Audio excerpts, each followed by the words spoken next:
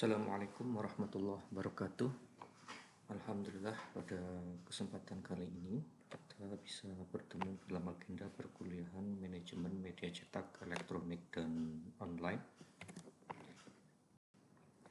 Assalamualaikum warahmatullahi wabarakatuh.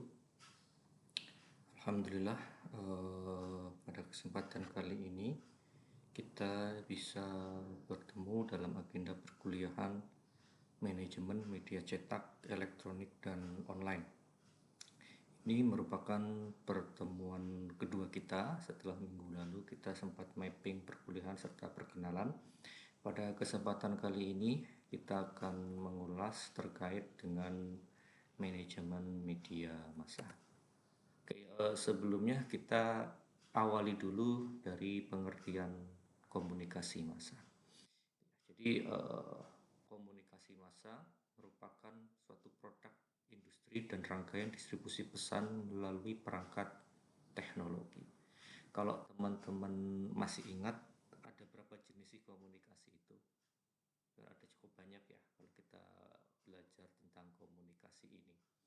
Yang pertama ada komunikasi intrapersonal, kemudian itu komunikasi dengan diri sendiri ya.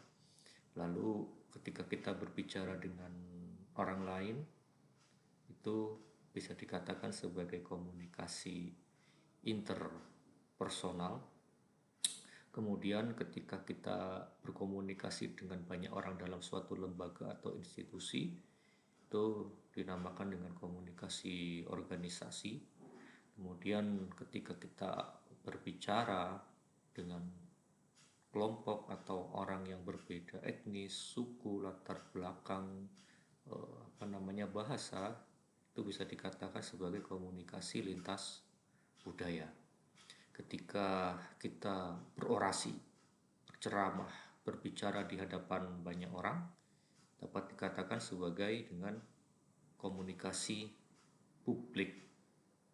Lalu ketika kita berkomunikasi menggunakan media massa, menggunakan medium yang sifatnya massal, yang sifatnya masif, maka dikatakan sebagai komunikasi massa. Ya, jadi komunikasi massa ya sama dengan media massa ya. Media massa bagaimana kita berkomunikasi melalui media massa untuk menyebarkan pesan-pesan kepada masyarakat secara luas. Dan banyak juga ahli-ahli komunikasi yang berpendapat bahwa saat ini kita hidup dalam era masyarakat komunikasi massa. Kalau kita perhatikan cukup banyak di rumah kita, di sekeliling kita, di lingkungan kita itu hampir mereka itu yang memiliki perangkat teknologi seperti televisi maupun radio. Hampir setiap rumah itu pasti ada, gitu ya, ada perangkat komunikasi massanya, entah itu televisi maupun radio. Dan radio pun nggak harus radio yang berbentuk perangkat besar itu.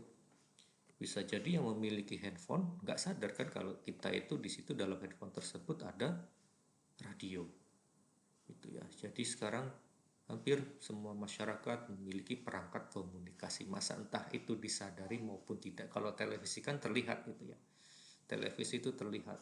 Tapi kalau radio mungkin ada di handphone, kita mungkin jarang membuka handphone sehingga kita tidak sadar bahwa kita yang memiliki perangkat media massa tersebut. Nah, dengan demikian banyak perilaku kita itu yang dipengaruhi oleh media massa. Apa yang kita saksikan di televisi atau yang kita baca melalui surat kabar atau kita dengar melalui radio, nah itu kan sedikit banyak berpengaruh terhadap perilaku kita ya. Lalu dengan berkembangnya media massa kemudian muncul istilah konvergensi media. Konvergensi media ini muncul ketika kita dihujani dengan berbagai macam bentuk informasi melalui media digital. Di situ media massa berusaha untuk beradaptasi. Media massa yang tadinya sifatnya konvensional, ada printing, kemudian ada televisi yang menggunakan layar, kemudian radio yang menggunakan perangkat, mereka mencoba untuk beradaptasi. Sehingga apa? Melalui konvergensi ini kita bisa mengakses seluruh media. Handphone yang kita miliki, perangkat telekomunikasi yang kita miliki sesungguhnya tidak hanya sebatas untuk berkomunikasi, tetapi bisa juga untuk mengakses hal-hal yang lain. Di antaranya adalah mengakses media massa.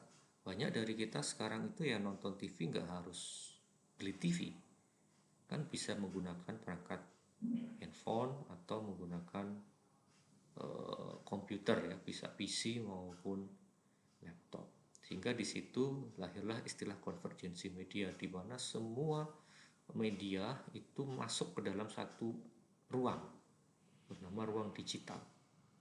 TV, radio, koran, majalah, itu semua bisa diakses menggunakan media digital.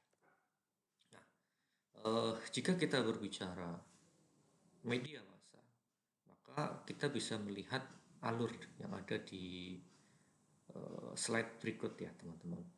Bagaimana model komunikasi massa ini, di mana elemennya ada source, message, dan transmission, ada sumber pesan, kemudian ada pesannya, kemudian ada transmisinya, itu semuanya diproduksi oleh industri media.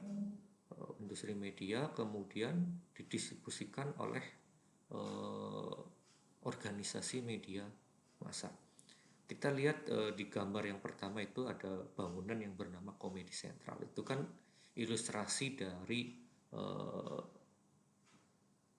studio TV ya, studio TV. Di mana dalam studio TV itu mereka memproduksi konten atau memproduksi acara. Nah, dari produksi acara tersebut kemudian ditransmisikan, disebarluaskan, lalu muncul di televisi. Itu di gambar kedua. Lanjutannya ya, itu kan kalau kita lihat di gambar itu ada semacam talk show atau bincang-bincang. Nah, dari produksi itu kemudian tayang, setelah tayang kemudian disaksikan. Di gambar ketiga itu orang sedang menyaksikan acara tersebut. Nah, setelah menyaksikan, si orang tersebut, si receiver, penerima informasi, memberikan komentar, memberikan feedback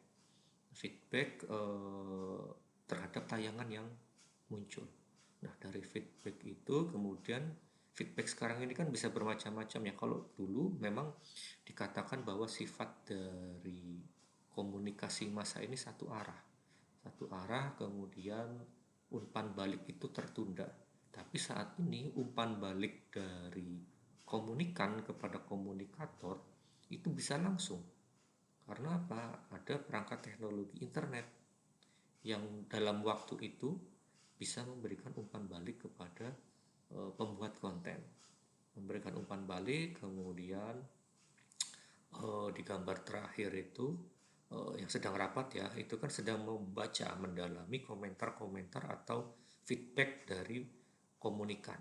Nah, dari feedback itulah menjadi bahan evaluasi. Kurang lebih seperti ini alur dalam proses produksi, transmisi, kemudian sampai ke tahapan umpan balik suatu pesan di media massa. Nah, kemudian apa sih peran dari media massa tersebut? Ada alat kontrol, pemersatu bangsa, pengembang nilai kebudayaan, serta pencipta lapangan kerja. Yang pertama adalah sebagai alat kontrol, sebagai pengawas. Betul gitu ya. Media massa ini sebagai alat kontrol. Kalau kita ingat-ingat lagi, ada yang namanya 4 pilar demokrasi. Masih ingat apa itu 4 pilar demokrasi ini?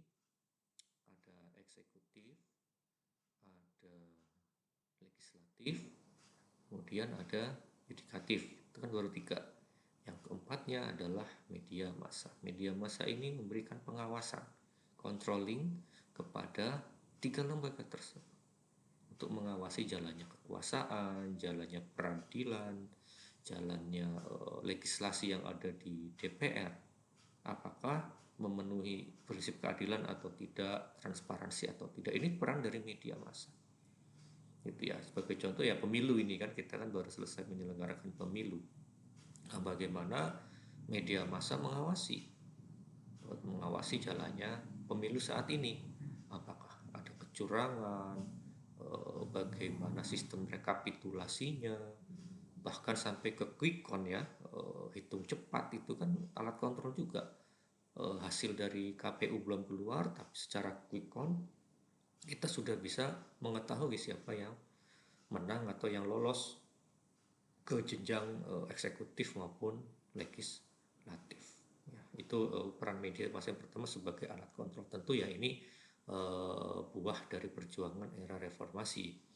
Pada saat reformasi, bagaimana media berjuang agar bisa mendapatkan independensinya, bisa mengawasi kekuasaan tanpa ada kekangan, tanpa ada pemberedelan, tanpa ada intimidasi dari pihak lain. Kemudian yang kedua sebagai alat pemersatu bangsa. Ya, jadi konten-konten atau program-program acara yang ada di media massa, entah itu cetak elektronik maupun online, ya diutamakan sebagai alat pemersatu, bukan alat disintegrasi, bukan alat pemecah belah persatuan dan kesatuan bangsa. Kenapa demikian? Kita perlu melihat bagaimana Indonesia sebagai negara kepulauan dengan berbagai macam suku, bangsa, bahasa, itu ada satu saja percikan konflik, kemudian media massa menyiarkan sesuatu yang sifatnya provokatif, nah itu kan bisa berbahaya. Maka disinilah peran media massa, bagaimana selain alat kontrol juga bisa mempersatukan, mengintegrasikan segenap anak bangsa yang ada di Indonesia. Kemudian berikutnya sebagai pengembang nilai-nilai serta kebudayaan. Tadi di sebelumnya saya katakan bahwa Indonesia adalah negara yang sangat beragam, multikultural, sehingga apa, nilai-nilai serta kebudayaan ini perlu diangkat dari Sabang sampai Merauke dengan berbagai macam adat istiadat, bahasa sukunya itu sangat banyak sekali. Kita mungkin karena kita tinggal di Jawa gitu ya, ya hanya taunya kebudayaan yang ada di Jawa saja. Tapi kita kan belum tentu tahu bagaimana kebudayaan yang ada dari Aceh, dari Sulawesi, dari Kalimantan, dari Papua, dari Nusa Tenggara Timur, dan lain sebagainya. Nah, dengan adanya media massa, kita bisa melihat, oh budayanya orang Aceh seperti ini, adat istiadatnya orang Sulawesi demikian. Itulah salah satu dari peran media massa. Kemudian berikutnya sebagai pencipta lapangan kerja. Karena apa? Institusi media massa ini kan membutuhkan banyak orang, banyak pihak, tidak hanya satu orang yang bisa bekerja. Sehingga apa? Dibutuhkan tenaga-tenaga ahli yang kompeten di bidang tersebut, yang bisa memberikan lapangan pekerjaan, yang memiliki kompeten ya tentu ya, di bidang komunikasi massa tersebut. Nah, inilah 4 dari peran media massa. Pertama sebagai alat kontrol, pemersatu bangsa, pengembang nilai-nilai kebudayaan, serta pencipta lapangan kerja. Lalu bagaimana fungsi dari media massa? Sebagai alat informasi. Informasi kepada masyarakat yang berkaitan dengan banyak hal. Entah itu informasi kriminalitas, informasi yang sifatnya internasional, kemudian hal-hal lain yang bisa disampaikan kepada masyarakat. Kemudian fungsi lainnya untuk mendidik atau education. Bagaimana media itu memberikan pencerahan, informasi yang tidak sekedar sifatnya hiburan ya yang ketiga ini, tapi juga bagaimana bisa mendidik, mencerdaskan kehidupan bangsa. Kemudian yang berikutnya menghibur serta mempengaruhi. Sadar atau tidak, media massa itu mempengaruhi perilaku kita tadi seperti yang saya katakan di awal, gitu ya. Makanya kalau kita cermati lebih jauh lagi dalam peraturan dari KP itu kan, Komisi Penyiaran Indonesia ya, itu salah satu peran penting media massa itu kan harus independen, tidak berpihak. Karena apa? Fungsi media ini bisa mempengaruhi bagaimana media A dengan media B eh, dengan katakanlah perannya bisa mempengaruhi masing-masing pihak. Apalagi kemarin pada saat pemilu ya, itu kan mungkin ada ini ya, secara tersirat bagaimana salah satu media berupaya untuk menggiring opini masyarakat untuk memilih kandidat tertentu. Kemudian karakteristik dari media massa. Komunikator bersifat melembaga, artinya ada institusi di sana. Orang yang menyampaikan informasi sifatnya melembaga, institusi. Kemudian komunikan bersifat umum. Komunikan artinya orang eh, yang mendapatkan informasi dari komunikator tersebut. Beragam, sifatnya heterogen, tidak umum. Karena ini merupakan salah satu ciri dari media massa. Kemudian pesan tersebar luas dan serentak atau masif. Ketika dia tayangnya jam 8, maka ya jam 8 itu ya bisa dinikmati oleh banyak pihak.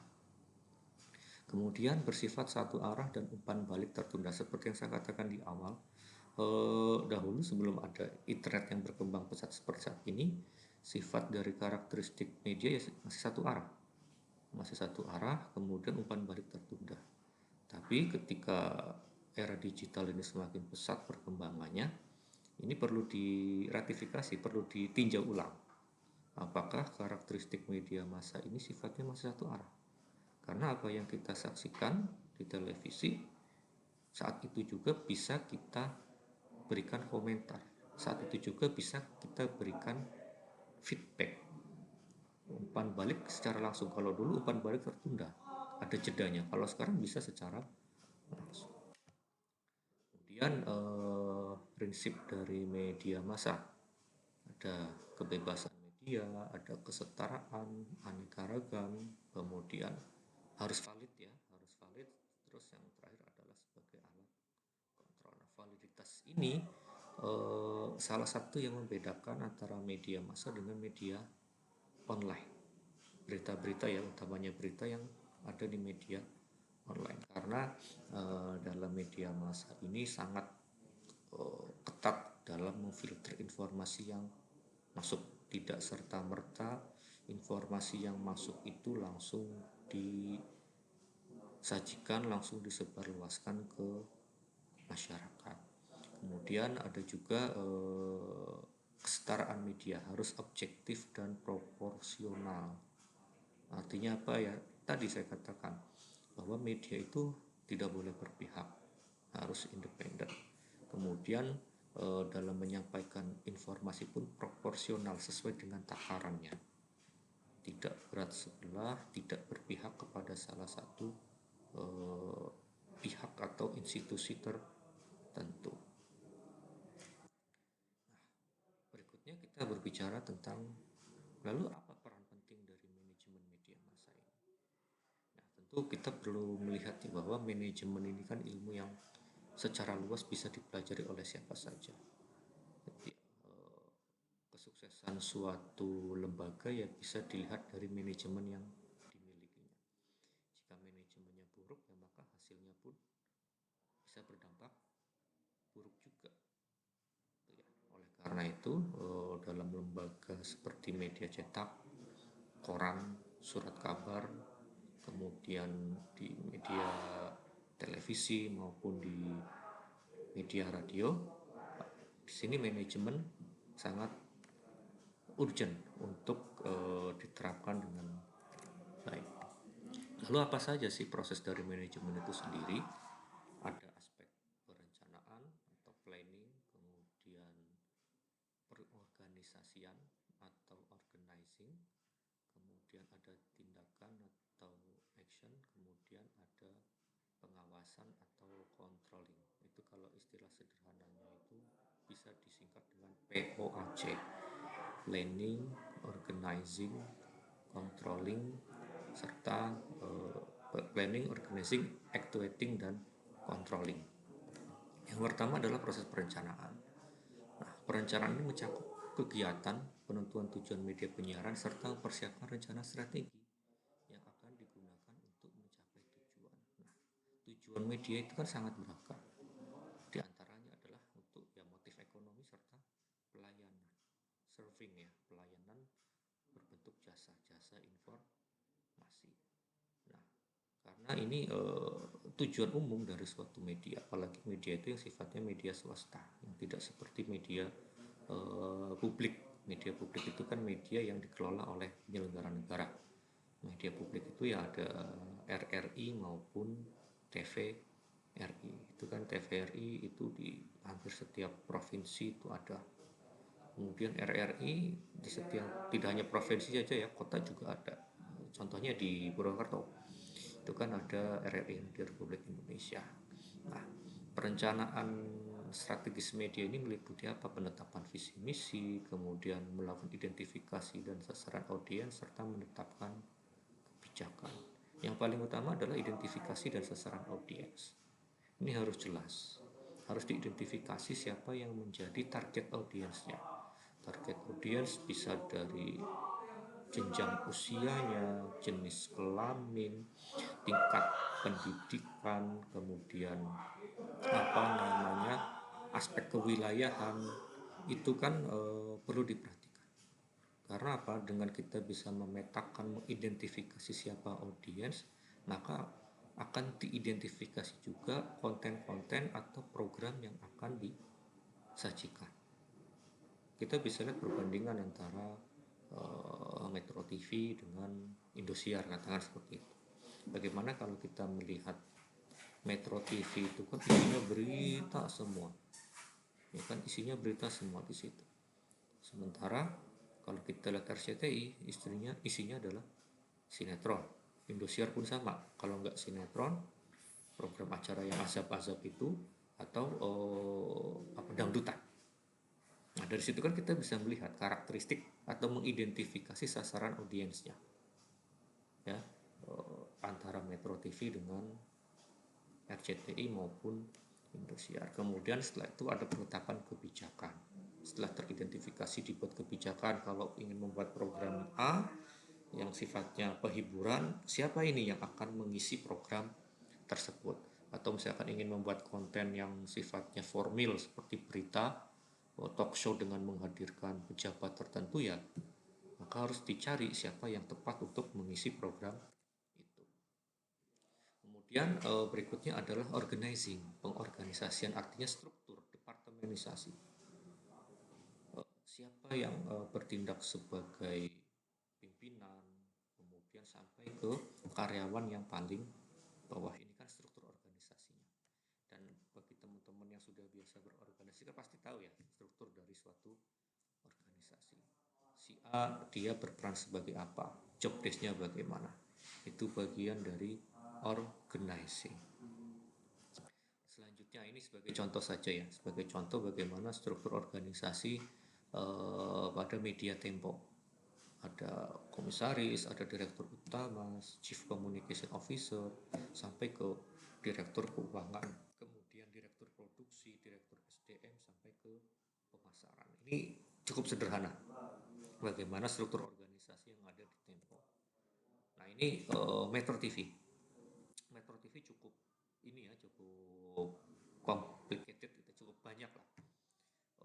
Dan kalau kita perhatikan ini kan ada presiden director, kemudian ada corporate communication, sekretaris, kemudian di bawahnya itu ada lima departemen, ada program and development, news director, sales and marketing director, technical director, kemudian ada finance and administrator director. Nah, di sini kalau teman-teman perhatikan, inilah ruang lingkup pekerjaan dari mahasiswa komunikasi. Ada yang sebagai katakanlah di bagian news ya, pemberitaan itu kan macam-macam. Ada yang sebagai news anchor, kemudian ada yang sebagai jurnalisnya, ada yang sebagai editornya, ada juga yang bertindak sebagai marketing communicationnya, kemudian ada juga yang bertindak sebagai apa di sini apa namanya, videographer. Jadi cukup banyak bagian-bagian yang ada di sini itu yang sebetulnya bisa mengcover teman-teman yang ada di prodi KPI. Ini bagian keuangan aja nih yang nggak bisa ini. Kan ada bagian finance ya, finance and administration director itu ada bagian keuangan, accounting, budgeting. Ya mungkin nggak semuanya bisa ya, ini kan untuk orang akuntansi, untuk orang ekonomi. Tapi kalau untuk teman-teman yang dari komunikasi ini, di news director dan sales and marketing director ini ya bisa mengcover teman-teman semua di situ. Itu ya, ada research and development, hard news production, soft news and multimedia, news production, kemudian apalagi di sini marketing communication itu uh, desk yang bisa mengcover keahlian kompetensi teman-teman yang ada di prodi KPI. Nah ini kalau TVRI lebih simpel juga ya, struktur organisasinya, ada direktur utama, kemudian bagian program dan berita, keuangan, teknik umum, dan pengembangan usaha. Oke, itu tadi bagian organizing.